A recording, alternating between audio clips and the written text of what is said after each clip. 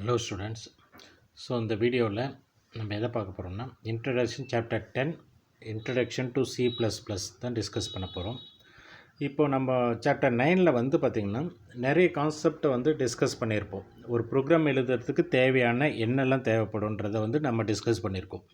Chapter 10க்கு அப்புறம் தான் வந்து ஒரு ப்ரோக்ராமிங் எப்படி எழுதுறது ஓகேவா ன்றதை நம்ம வந்து டீட்டெயிலாக பார்க்கலாம்.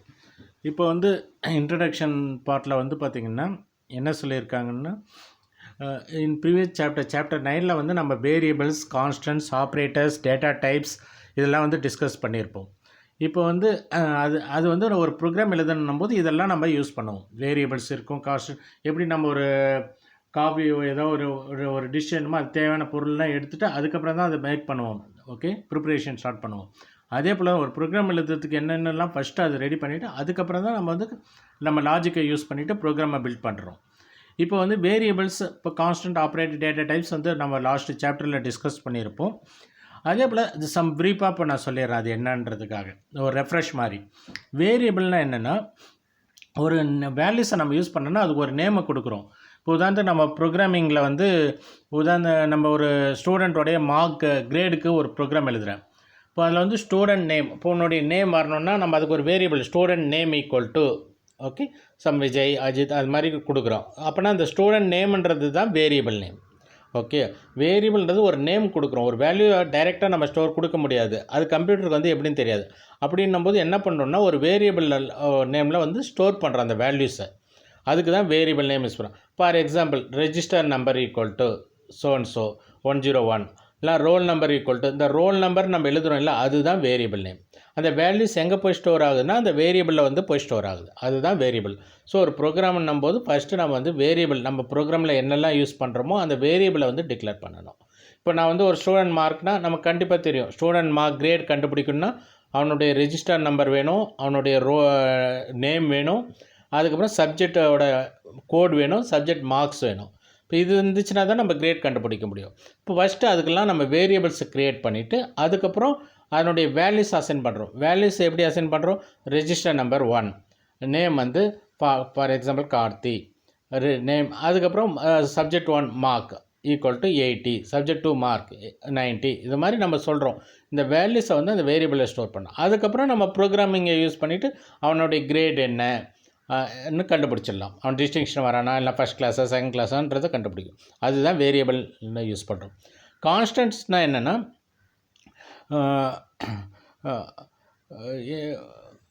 கான்ஸ்டன்ட் போகும்போது ஒரு வேல்யூஸ் நான் ஒரு ப்ரோக்ராம் எழுதுகிறேன், அந்த வேல்யூ வந்து அந்த ப்ரோக்ராம் எல்லா இடத்துலையும் அந்த வேல்யூஸ் தான் இருக்கும், அதை மாற்ற முடியாது. இப்போ வேரியபிளில் நான் ஒரு வேல்யூ ஸ்டோர் பண்ணால் அதை வந்து சேஞ்ச் பண்ணிக்கலாம். இப்போ கான்ஸ்டன்ட்னா அந்த த்ரூஅவுட் த ப்ரோக்ராம் அந்த வேல்யூஸை வந்து சேஞ்ச் பண்ண முடியாது. Does not change the value of the constant. இப்போ அது வந்து நம்ம எக்ஸாம்பிள் எப்படி சொல்லணும்னா பை வேல்யூ எடுத்துக்கோங்க. பை வேல்யூன்னா 3.141. இப்போ நீங்கள் ப்ரோக்ராமில் எங்கே யூஸ் பண்ணாலும் பை வேல்யூ அதுதான். ஒரு இடத்துல வந்து ஒரு ஃபங்க்ஷனில் வந்து பை வேல்யூ வந்து 3.14, அடுத்த இடத்துல வந்து 1.23, அது மாதிரி கிடையாது. அப்படின்னும் போது அதை வந்து வேரியபிளாக யூஸ் பண்ணக்கூடாது, நம்ம வந்து கான்ஸ்டண்ட்டாக டிக்ளேர் பண்ணிடுறது. கான்ஸ்டண்ட்டாக டிக்ளேர் பண்ணிட்டோன்னா ப்ரோக்ராமில் எங்கே யூஸ் பண்ணாலும் அந்த வேல்யூஸ் வந்து மாறாது. ஓகே, அதுக்கப்புறம் ஆப்ரேட்டர்ஸ். ஆப்வியஸ்லி நம்ம வந்து ஆப்ரேட்டர்ஸ்னால் யூஸ் பண்ணுறோம், ப்ரோக்ராமில் யூஸ் பண்ணி கண்டிப்பாக யூஸ் பண்ணுவோம். இப்போ நம்ம வந்து மார்க்கில் என்ன பண்ணுவோம்? ஆட் பண்ணால் தான் நமக்கு டோட்டல் கிடைக்கும். அப்போனா அரித்மெட்டிக் ஆப்ரேட்டர் யூஸ் பண்ணுறோம். அதே போல் வந்து நமக்கு ஆவரேஜ் கண்டுபிடிக்கணும்னா கண்டிப்பாக டிவிஷன் ஆப்ரேட்டரை யூஸ் பண்ணுவோம். ஓகே, ஸோ ஏன்னா எல்லா சப்ஜெக்ட் மார்க்கையும் total divide by number of subjects. Okay, so அப்படின்னும் போது நம்ம டிவிஷன் ஆப்ரேட்டர். ஸோ இது போல் என்னெல்லாம் ஆப்ரேட்டர்ஸ் இருக்குது? Arithmetic operator, relational operators, logical operators, okay, increment operator, decrement operators, இது மாதிரி நிறைய ஆப்ரேட்டர்ஸ் இருக்குது. ப்ரீவியஸ் சாப்டரில் அதை டிஸ்கஸ் பண்ணியிருப்போம். ஓகே, அடுத்தது டேட்டா டைப்ஸ்னால் என்னென்னு பார்த்துருப்போம். டேட்டா டைப்னால் என்ன டைப் ஆஃப் டேட்டாவை நான் யூஸ் பண்ணியிருக்கேன். ஓகேவா, இப்போது வந்து ஃபார் எக்ஸாம்பிள் நான் வந்து நம்பரை ஸ்டோர் பண்ணேன்னா அது இன்டீஜர் டேட்டா டைப். இப்போ நேமை ஸ்டோர் பண்ணேன்னா அது வந்து character data type, string character data type நேம்னா. ஓகேவா, அடுத்தது நம்ம வந்து ஒரு சேலரியை ஸ்டோர் பண்ணணும், இல்லைனா ஒரு இப்போ டெசிமல் பிளேசஸ் வருதுச்சுனாவே நம்ம வந்து ஃப்ளோட் டேட்டா டைப்.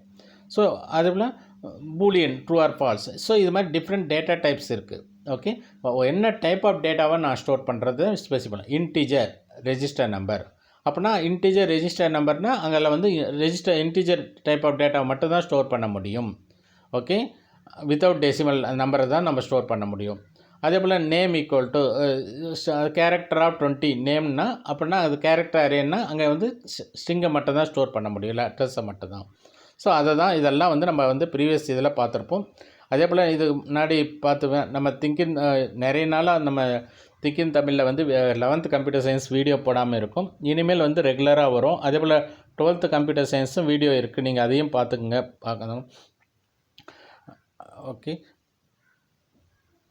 ஸோ அடுத்தது வந்து என்னென்னா இதெல்லாம் நம்ம ப்ரீவியஸ் இதில் பார்த்துருப்போம். இப்போ வந்து என்னென்னா ஸ்டேட்மெண்ட், அடுத்தது நான் ஒரு ப்ரோக்ராம் எழுதுனும் போது நம்ம என்ன இது பண்ணோம்னா ஸ்டேட்மெண்ட்டுன்றதை பார்க்கலாம். A computer program is a set of statement or instruction to perform a specific task. அப்படின்னா ஸ்டேட்மெண்ட்னும் போது என்னென்னா நம்ம ப்ரோக்ராம்னாவே நீங்கள் படிச்சிருப்பீங்க. Program is a set of instruction. அப்படின்னா என்ன செட் ஆஃப் இன்ஸ்ட்ரக்ஷன் என்ன, நம்ம வந்து ஒவ்வொரு இன்ஸ்ட்ரக்ஷன்லையும் ஒவ்வொரு லைன்லையும் ஸ்டேட்மெண்ட்லையும் ஒரு கமாண்ட் கொடுக்குறோம். ஏன்னா கம்ப்யூட்டர் இஸ் பேசிக்லி மெஷின், அதுக்கு ஒன்றுமே தெரியாது. அப்படி நம்ம எப்படி கொடுக்கணும், அதை வந்து கமாண்ட் கொடுத்து தான் நம்ம வேலை வாங்குகிறோம். அது அப்படின்னா அதுதான் set of instruction. Program is a set of statement or இன்ஸ்ட்ரக்ஷன்னா ஒவ்வொரு இன்ஸ்ட்ரக்ஷன் ஒவ்வொரு ஸ்டேட்மெண்ட்லையும் அதுக்கு வந்து கமெண்ட் பண்ணுறோம். நீ இதை பண்ணு, இந்த லைனில் வந்து நீ வேரியபிளை டிக்ளேர் பண்ணு, இந்த லைனில் நீ இன்புட் வாங்கு யூசர்கிட்டேருந்து, மார்க்கெலாம் ஸ்டூடெண்ட்கிட்டேருந்து வாங்கு, இந்த லைனில் நீ ப்ராசஸ் பண்ண அவன் பாஸாக போயிடலான்னு கண்டுபிடி, நெக்ஸ்ட் லைனில் அவனுடைய ரிசல்ட்டை வந்து பிரிண்ட் பண்ணு. இது மாதிரி ஒவ்வொன்று இன்ஸ்ட்ரக்ஷன் நம்ம கமாண்டை வந்து கம்ப்யூட்டருக்கு கொடுக்குறோம். அதுதான் வந்து நம்ம சொல்கிறோம் computer program is a set of statements or instruction to perform a specific task. These statements are intent to perform a ஒவ்வொன்றுமே ஒரு ஆக்ஷன், ஒவ்வொன்றும் நான் கொடுத்துட்டோன்னா அது வந்து ஒரு ஆக்ஷனை பர்ஃபார்ம் பண்ணுது. நம்ம கம்பைல் பண்ணும்போது அது வந்து எக்ஸிக்யூட் பண்ணிவிட்டு ஒரு அவுட்கம்மை கொடுக்குது. This action maybe variable declare. அது என்னவா இருக்கலாம்னா நான் இப்போ தான் உங்களுக்கு சொல்லியிருக்கேன். வேரியபிளை டிக்ளேர் பண்ணுறதா இருக்கலாம், எக்ஸ்பிரஷன் எவாலுவேட் ஒரு எக்ஸ்பிரஷனை எவாலுவேட் பண்ணுறதா இருக்கலாம், இல்லை அசைன்மெண்ட் ஒரு வேல்யூஸை வந்து அசைன் பண்ணுறது மார்க், ஓகேவா, அதை அசைன் பண்ணுறதா இருக்கலாம். Okay. Decision making or looping. So நான் ஒரு டிசிஷன் எடுக்கிறது. இப்போ வந்து இல்லை இப்போ தான் டிசிஷன் மேக்கிங்னா இப்போ நம்ம எடுக்கிறோன்னு வச்சுங்க. ஃபார் எக்ஸாம்பிள் அவனுடைய மார்க் வந்து கிரேட்டர் தென் 50 இருந்துச்சுன்னா பாஸ், ஓகே, லெஸ் தென் 50 இருந்துச்சுன்னா ஃபெயில். இப்போ அப்போனா இந்த மார்க் வச்சு ஒரு டிசிஷன் எடுக்கிறேன்ல, ஒரு ஸ்டூடெண்ட் வந்து பாஸாக ஃபெயிலான்னு டிசிஷன் எடுக்கிறேன். அது எப்படி எடுக்கிறேன், அவனுடைய மார்க்கை வச்சு தான் எடுக்கிறேன்.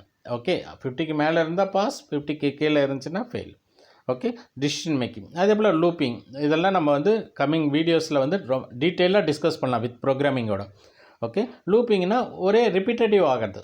இப்போ நான் வந்து ஒரு ஸ்டூடெண்ட்டு டீட்டெயில் வாங்கலாம், இப்போ எனக்கு 50 ஸ்டூடெண்ட்டு டீட்டெயில் வாங்கினேன் நம்பர் நேம்னும் போது அது லூப்பிங்கில் போட்டுருவேன். ஒவ்வொரு டைமும் ஒவ்வொரு ஸ்டூடெண்ட்டோட டீட்டெயில் வாங்குகிறேன். ஸோ இதை தான் வந்து ஸ்டேட்மெண்ட்டை வந்து இதெல்லாம் எப்படி கொடுக்குறோன்னா ஸ்டேட்மெண்ட்டாக கொடுக்குறோம் இன்ஸ்ட்ரக்ஷனாக ப்ரோக்ராம் எழுதும்போது. அதுக்கப்புறம் flow of control. Flow of கண்ட்ரோல்னால் 2 kind of statements are used in C++. One is null statement, another one is a compound statement. Okay, இப்போ இதுவரை அப்படியே நம்ம டிஸ்கஸ் பண்ணுறது கொஞ்சம் அப்படியே பாருங்கள். இதுக்கு முன்னாடி வீடியோஸையும் பார்த்துக்கணும், அப்படியே ரெஃப்ரெஷ் ஆகுங்க என்னான்ட்டு. இப்போ வந்து இனிமேல் கொஞ்சம் அப்படியே ஃபோக்கஸ் பண்ணிவிட்டு வாங்க, எப்படி ப்ரோக்ராம் எழுதுறது ஸ்டெப் பை ஸ்டெப்பாக நம்ம டிஸ்கஸ் பண்ணலாம். ஓகே, இப்போ ஃப்ளோ ஆஃப் கண்ட்ரோல்ன்றது வந்து பார்த்திங்கன்னா 2 ஸ்டேட்மெண்ட்ஸ் இருக்குது, நல் statement and compound statement. Null statement or empty statement is a statement containing only a semicolon. It takes the following form. Semicolon, it is a null statement. இப்போ வந்து நம்ம C++லாம் பார்த்திங்கன்னா semicolon வந்து terminate ஆகும். ஒரு கமாண்ட் ஒரு இன்ஸ்ட்ரக்ஷன் கொடுக்குறீங்க, termination semicolon போட்டிங்கன்னா அது வந்து எண்டு பண்ணிடும். ஓகே, ஸோ அதுதான் டெர்மினேஷன் பாயிண்ட்ன்றோம்.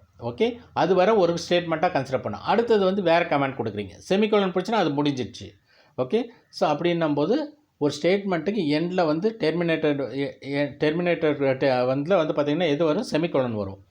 ஓகே, இப்போ ஒரு சிலது வந்து நான் எதுவுமே கொடுக்கல, நான் எதுவுமே கமெண்ட் கொடுக்கல, இப்போ இன்டிஜர் ஏன்னு கொடுத்து செமிகோலன் போடணும். இதுதான் வந்து சின்டெக்ஸ் கரெக்டு. இப்போ நான் வந்து என்னென்னா இன்டிஜர் ஏன்றது வந்து ஒரு டேட்டா டைப், இன்டிஜர்ன்ற டேட்டா டைப், ஏன்றது variable, or integer register number semicolon, இப்படி தான் டிக்ளேர் பண்ணணும். ஓகேவா, இப்போ நான் வந்து இன்டிஜர் ரெஜிஸ்டர் நம்பர் எதுவும் இல்லை, செமிகோலன் மட்டும் போடுறேன். ஓகே, அதுதான் வந்து null statement. Okay, null or empty statement. எதுவுமே இன்ஸ்ட்ரக்ஷன் கொடுக்காம ஒன்லி செமிகோலன் மட்டும் போட்டோன்னா that is called as a null or empty statement which is containing only a semicolon. It takes the following form. Null statements are commonly used as a placeholders in iteration statement or statements on which to place labels at the end of compound statements or functions.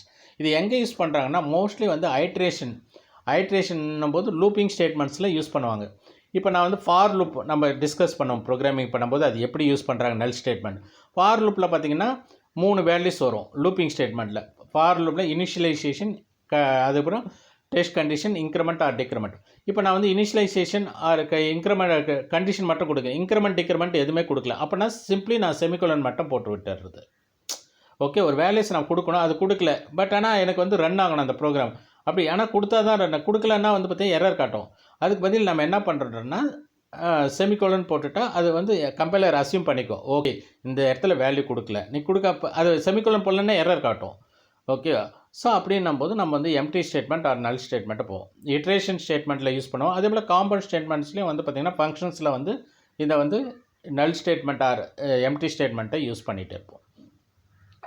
Next வந்து பார்த்திங்கன்னா compound or block statements. Compound or block ஸ்டேட்மெண்ட்ஸ்னால் C++ allows a group of statement enclosed by pair of braces.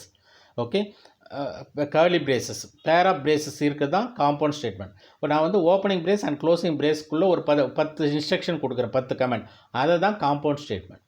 ஓகேவா, அந்த curly பிரேசஸ்க்குள்ளே number of statements நம்ம கொடுக்குறோம், இல்லை more than one கமாண்டை கொடுக்குறோம், or more than one instruction கொடுக்குறோம், ஆர் மோர் தென் ஒன் ஸ்டேட்மெண்ட்டை கொடுக்குறோம், அதுதான் compound statement. Compound means collection of group of statements, அதை தான் வந்து காம்பவுண்ட் ஸ்டேட்மெண்ட். அது எப்படி கொடுக்குறோன்னா ஒரு கர்லி பிரேசஸ், ஒரு பிளாக்காக இருக்கும் இல்லை. இப்போ நீங்கள் பார்த்தீங்கன்னா நம்ம காலேஜில் எங்கள் ஸ்கூல்ஸ்லாம் பார்த்தீங்கன்னா பிளாக்னு சொல்லுவாங்க. அந்த பிளாக்குள்ளே அந்த டிபார்ட்மெண்ட் கிளாஸஸ்லாம் இருக்கும். ஓகேவா, இப்போ அப்படின்னும்போது அந்த பிளாக்குள்ளே ஒரு அது தேவையான ஸ்டேட்மெண்ட்ஸ்லாம் இருக்கும். ஓகே, ஸோ அதை தான் வந்து இங்கே வந்து காம்பவுண்ட் ஸ்டேட்மெண்ட் சொல்லியிருக்காங்க. இப்போ வந்து ஜென்ரல் ஃபார்ம் கொடுத்துருக்கான் பாருங்கள். ஒரு ஓப்பனிங் பிரேஸ், கர்லி பிரேஸ் இருக்குது, ஸ்டேட்மெண்ட் 1, ஸ்டேட்மெண்ட் 2, ஸ்டேட்மெண்ட் 3 எல்லாமே எதில் இருக்குன்னா அந்த பிளாக்குள்ளே இருக்குது. அதுக்கு எக்ஸாம்பிள் ஒன்று கொடுத்துருக்காங்க பாருங்கள். Opening curly braces integer x, y, இது வந்து வேரியபிளில் டிக்ளேர் பண்ணியிருக்காங்க. இன்டிஜர்ன்றது டேட்டா டைப், x, yன்றது வேரியபிள். ஓகே, x, yன்றது வேரியபிள். இப்போ நான் அந்த வீடியோ பிகினிங்லேயே சொல்லியிருக்கேன் வேரியபிளோட யூசேஜ். அடுத்த நெக்ஸ்ட் லைனில் பார்த்தீங்கன்னா இன்டிஜர் x, yன்றது ஒரு ஸ்டேட்மெண்ட். ஓகே, ஒரு இன்ஸ்ட்ரக்ஷன். ஓகே, இது அந்த இன்ஸ்ட்ரக்ஷனை கம்பைலர் ப்ரோக்ராம் எக்ஸிக்யூட் பண்ணும்போது என்னென்னா இன்டிஜர் x, yனா அதுக்கு வந்து மெமரியை வந்து அலோகேட் பண்ணிவிடும். இன்டிஜர்னா ஃபார் எக்ஸாம்பிள் 2 பைட்டோ 4 பைட்டோ மெமரியை வந்து அலோகேட் பண்ணிவிடும், ரிசர்வ் பண்ணி வச்சுடும். அதுதான் variable declaration which is used to allocate the memory. Okay, so அதுக்கு தான் டேட்டா டைப், என்ன டேட்டா டைப் இருக்கோ அதுக்கு எப்போ மெமரியை வந்து அலோகேட் பண்ணிட்டோம். அடுத்த நெக்ஸ்ட் ஸ்டேட்மெண்ட் என்ன சொல்லுதுன்னா x = 10. ஓகே, இப்போ 10ன்றது ஏன்னா பார்த்தீங்கன்னா இன்டிஜர் வேல்யூ, அதை வந்து எக்ஸ்ன்ற வேரியபிளில் அசைன் பண்ணுறோம். Okay, x = 10. நெக்ஸ்ட் வந்து பார்த்திங்கன்னா y = x + 10. இப்போ வந்து y = x + 10 இது அடுத்த ஸ்டேட்மெண்ட். ஓகே, இப்போ இந்த பிளாக்கில் வந்து 3 ஸ்டேட்மெண்ட் இருக்குது. y = x + 10, எக்ஸில் என்ன இருக்குது 10, 10 + 10 20, அப்படின்னா y வேல்யூ என்ன ஆகும் 20 ஆகும். இப்போது இந்த 3 ஸ்டேட்மெண்ட்டும் ஒரு கர்லி ஓப்பனிங் அண்ட் ஒரு பிரேசஸ்க்குள்ளே இருக்குல்ல, வித்தின் பிரேசஸ், இதை தான் வந்து காம்பவுண்ட் ஸ்டேட்மெண்ட்னு சொல்கிறோம். ப்ரோக்ராமில் வந்து நம்ம இதை வந்து நிறைய யூஸ் பண்ணிட்டுருவோம்.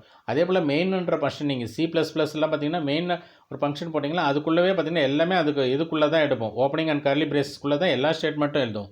அதுக்குள்ளே ஒரு ஃபங்க்ஷனை யூஸ் பண்ணுறீங்கன்னா அதுக்குள்ளே வந்து பார்த்திங்கன்னா opening and curly braces. Okay, so இதுதான் வந்து காம்பவுண்ட் ஸ்டேட்மெண்ட். ஸோ இப்போ இந்த வீடியோவில் என்ன பார்த்தோன்னா ஃபஸ்ட்டு ப்ரீஃபாக என்னென்னு பார்த்துருக்கோம்.